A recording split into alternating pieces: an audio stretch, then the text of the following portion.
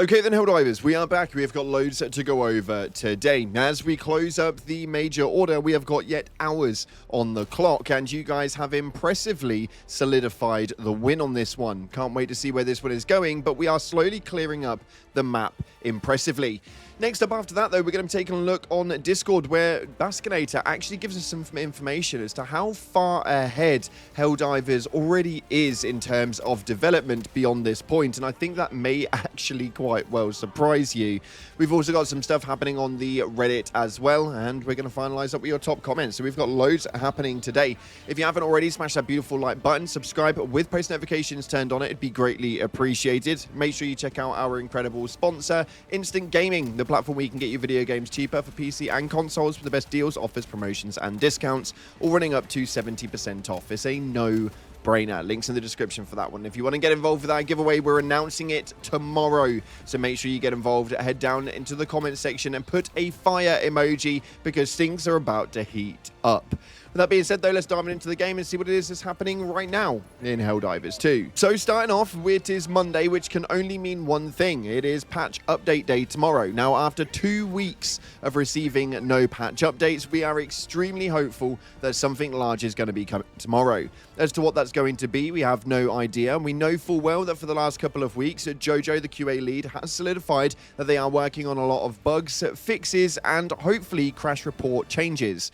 There has been a lot going on with the game, which has put it in bad stead, and especially with a new major order coming into the books, a brand new Warbond coming up on Thursday, and the Xbox recruits coming in just about a month's time. There is little time to actually get this all completed. So fingers crossed, the game is in good stead and we have a decent patch update tomorrow.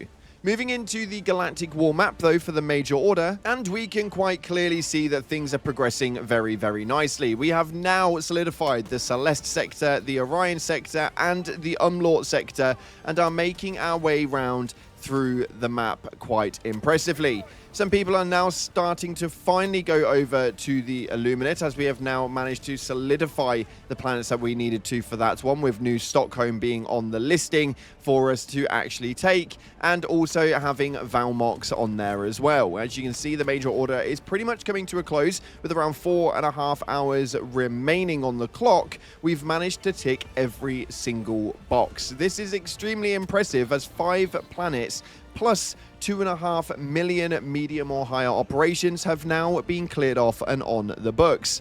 Very, very impressed with that one, and can't wait to see where it is that this one goes next up. We are going to be live throughout the day, seeing what it is that happens to the major order and giving you guys your success and hopefully new major order missions. Next up, though, your personal order for today is to extract from a successful mission 3 times. Very, very easy indeed. And if we take a look over on the Superstore, we have got 2 days remaining for the Cinder Block, which means that, yes, the Stun Baton is now in rotation if you haven't already got that. We've got 2 days remaining on the clock for that one, so make sure that you don't miss out on it.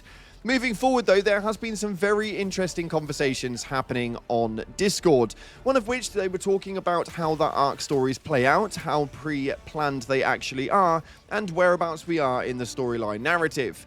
Somebody asked, I bet you already know the next arc the moment the previous one starts, and the Baskinator stated, absolutely, I know what's coming for Helldivers for the next few years. Roughly, subject to change, etc., etc. It's important that I know so I can help develop and engage the community alongside whatever we're doing. I've been working on this project for years, and I have been waiting for some of this stuff since I started with the company. It all works out, though. Nothing happens before it's supposed to. Now, it's actually blown my brain that in terms of content, they are years ahead in development.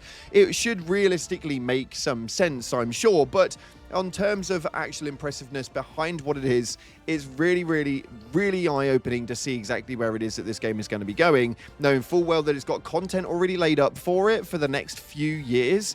really makes you wonder exactly how long Helldivers' lifespan is actually going to go and how much of it we'll actually see. As a side note though, that's got to be extremely hard for the developers to know all of this stuff years in advance. The Baskinator is saying that she knows things for the next few years. Blows my mind. Sometimes I get a couple of days notice on some things, as I'm sure you guys are aware via the videos, and it drives me crazy trying to stay quiet about it. So this is absolutely insane, and a massive kudos to everyone at Arrowhead for keeping things tied down to wraps so damn well. But we've also got to talk about the brand new Warbond that's going to be coming on Thursday, because a lot of people are now speculating what this thing can do. We've had a full week to speculate about everything and how it's actually going to operate before it actually drops. One thing that's taking the full conversation right now, though, is the new Warp Pack. The Warp Pack harnesses dark fluid to be able to teleport you through dark matter holes from one place to the next, causing damage output as you land. People are wondering, though, based on this post right here, I hope that we can do this with the new backpack. And yes, this is a very, very impressive drawing of a Helldiver with a charger, hoping to be able to take the charger out in one blow. Now, obviously, we don't know any figures when it comes to what it is that the damage outputs are all going to be. We know roughly how these things work, but I would say that this is probably an oversee when we start looking at numbers on that movement. I will be very surprised if a Warp Pack can take out a charger in one pop. I mean, if you want to prove me wrong, you can do, but I think that this is where we fall into the bracket of overhype, and we all know full well that hype makes a gamer stupid.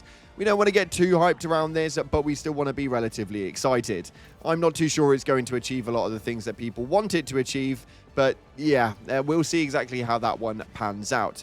And something that we are wanting on our Super Destroyers. We are waiting for a next Super Destroyer patch/upgrades, and hopefully we'll see some more ship upgrades coming soon. But one thing that people are wanting, and don't get me twisted, this isn't the greatest image possible, but this right here is a trophy room. A trophy room is something that we are all wanting. They are slowly imping some things like this in, as we could see the Save the Kids image on the side of the terminal as you actually enter the Super Destroyer.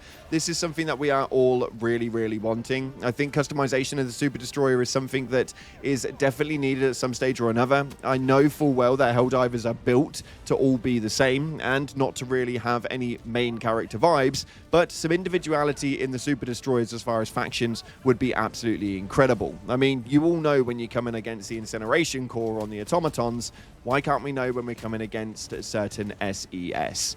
I think it's really important to have that sort of stuff, and I would absolutely welcome that with both hands open. But other than that, it appears that the Arrowhead development team do seem to be on mute right now. It's been a very quiet few days, and we know full well that the weekends are quite quiet anyway, and we are obviously midpoint into the summer holidays for the Europeans, so it's a bit of a weird period of time. We've got so much happening, and maybe that's why everything's quiet, with the Xbox recruits coming in, the new Warbonds making an appearance, hopefully some large patch notes coming out tomorrow. Maybe that's why the Arrowhead development team are quite quiet, but if you have been around as long as I have, you know full well that sometimes silence is the biggest sound. So hopefully we'll see something come into the midst very soon. Moving into the top comments, though, we have got to go over what you guys were saying. Yesterday was our Reddit Sunday upload, where we went over the Cloud Plays Reddit channel and actually took a look at what it was that you were talking about over the last week. If you've not entered it already, the link's in the description. Make sure you go put your posts. You may well feature next Sunday. But this first one right here states, you know the walls surrounding the cities? I wonder if you can blink through these with the new backpack to get into the city without searching for a hole. Now, this is something that people are obviously going to take into the next level. There are going to be a lot of bugs, problems, and big issues when it comes to this backpack, because people are going to try and use it in ways that are not functional. Therefore, aka getting out of the map, getting into buildings, doing things that we shouldn't be doing. And this was pretty much an obvious move when we saw the Blink backpack, we knew full well that there were going to be a select amount of people that are going to want to try and do that sort of stuff. Now, I would say that with something like this, normally you would secure all grounds, but obviously they're only human. We'll have to wait and see how it works. But it would be pretty cool on the small outer city walls to be able to blink into the city walls without having to blow them up or wait for a hole to eventually come up as you make your way around it. It'd be a cool little movement and something that I would be more than welcome to actually doing. I mean, there's no reason why it couldn't work because, well, you've got a jump pack and you can jump straight over the top of it, so there should be some movement with that one.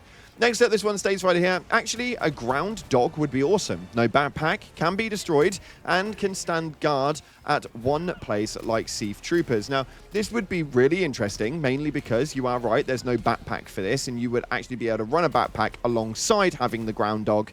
But it's something that I will be very, very surprised if we ever see. It's something that could work immensely, and maybe more so with a robo-dog than an actual dog, but it's definitely something we could see coming. I just don't think it'll ever make an appearance. Something in my gut tells me it'll never happen. And next up, we have got this one right here that states, I kind of like how the Titan can kill you as it's dying. Instead of empty, hollow body lying on the ground, you actually have to make sure the giant Kaiju doesn't land on you. Better physics than 99% of all games. And I think that that is a very, very big factor. I think that actually Helldivers has done really well because it breaches a curve that most games don't dare to breach, and breaches a movement that nobody really wanted to go for beforehand. Helldivers is your lightning in a bottle, mainly because it pushes the boundaries that people didn't want to push prior. I think it's worked out for them, and hopefully it continues to do so. If you haven't already, smash that beautiful like button, subscribe with post notifications turned on. Thanks again for watching, guys. Appreciate your faces, and as always, I'll see you in the clouds.